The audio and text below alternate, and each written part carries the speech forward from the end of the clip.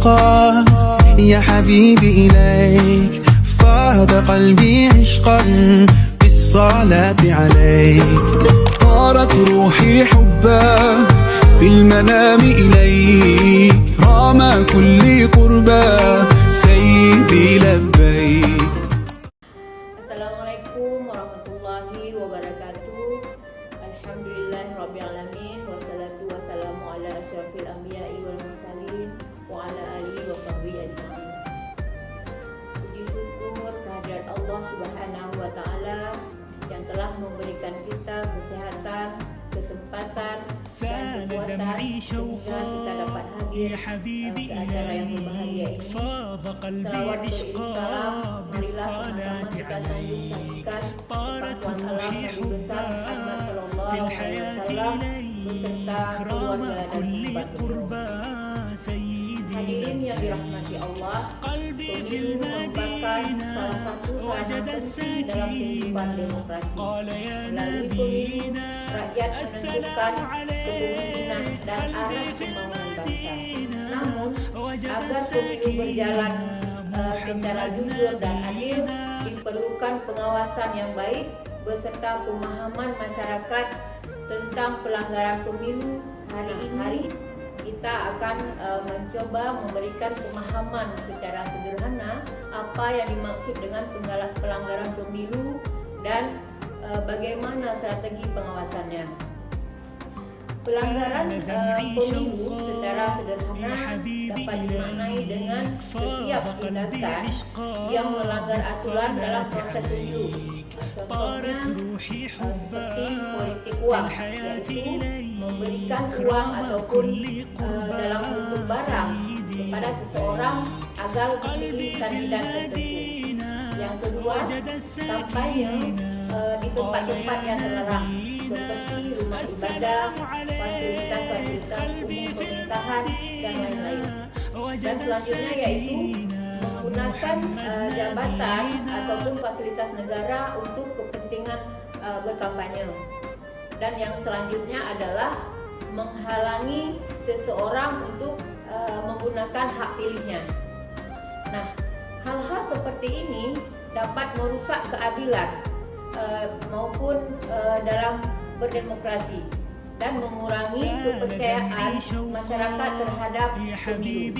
Oleh karena itu, pengawasan pemilu sangatlah penting untuk kita laksanakan. Agar pelanggaran pemilu tidak terjadi, ada beberapa strategi yang dapat kita lakukan. Yang pertama sekali adalah dengan cara pencegahan. Pencegahan berarti menghindari terjadinya pelanggaran sejak awal. Itu dapat dilakukan dengan cara seperti memberikan sosialisasi kepada masyarakat tentang aturan pemilu, mengingatkan peserta pemilu agar mematuhi regulasi yang berlaku, dan mengedukasi masyarakat tentang bahaya politik uang. Jika masyarakat memahami aturan sejak awal, maka potensi terjadinya pelanggaran dapat dikurangi. Dalam Islam sendiri, kita diajarkan untuk mencegah keburukan sebelum terjadi. Nah, sebagaimana prinsip amar ma'ruf nahi munkar, yaitu mengajak kepada yang kebaikan dan mencegah kepada kemungkaran. Strategi yang kedua yaitu pengawasan partisipatif. Sahabat Bawaslu yang dirahmati Allah, pengawasan pemilu tidak hanya menjadi tugas daripada lembaga pengawas. Masyarakat juga memiliki peran yang sangat penting melalui pengawasan partisipatif. Pengawasan partisipatif berarti masyarakat ikut serta terlibat dalam mengawasi jalannya pemilu. Contohnya, melaporkan jika melihat politik uang, mengingatkan jika ada kampanye di tempat-tempat terlarang, dan juga menjaga agar proses berlakunya pemilu secara jujur dan adil. Partisipasi masyarakat sangat penting karena masyarakat berada langsung di tengah-tengah proses terjadinya pemilu. semakin banyak masyarakat yang peduli, maka semakin kecil pula peluang terjadinya pelanggaran. Strategi yang ketiga adalah penanganan pelanggaran. Jika pelanggaran tetap terjadi, maka langkah berikutnya adalah penanganan pelanggaran. Penanganan pelanggaran ini dapat dilakukan melalui beberapa tahapan. Yang pertama yaitu menerima laporan atau temuan pelanggaran. Yang kedua, melakukan kajian dan penelitian. Yang ketiga, menindaklanjuti sesuai dengan jenis-jenis pelanggaran. Ada beberapa jenis pelanggaran pemilu yang dapat dikategorikan, yaitu ada 4 jenis pelanggaran pemilu. Yang pertama sekali adalah pelanggaran administrasi, yang kedua pelanggaran pemilu pidana, dan yang ketiga adalah pelanggaran kode etik. Yang keempat yaitu pelanggaran pemilu lainnya. Semua ini ditangani sesuai dengan aturan yang berlaku agar proses pemilu tetap berjalan adil dan transparan. Strategi yang keempat adalah penyelesaian sengketa proses.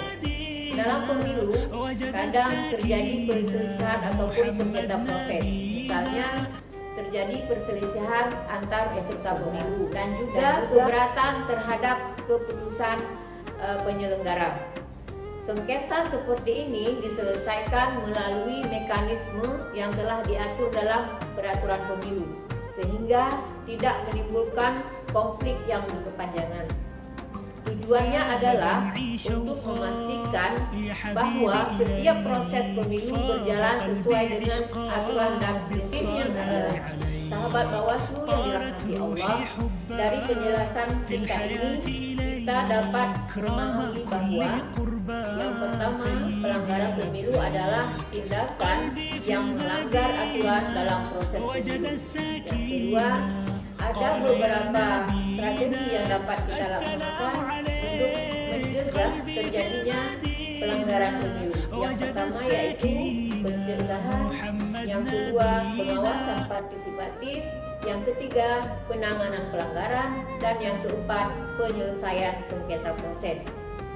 Dengan meningkatnya pemahaman masyarakat tentang pelanggaran pemilu, maka kita berharap pemilu dapat berjalan lebih jujur, adil, dan demokrasi.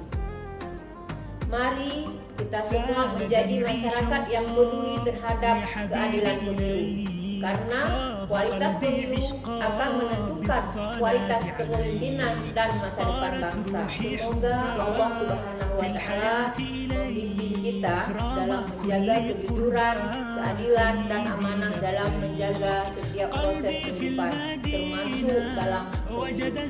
Bersama rakyat awasi pemilu, bersama Bawaslu tegakkan keadilan pemilu. Wassalamualaikum warahmatullahi wabarakatuh.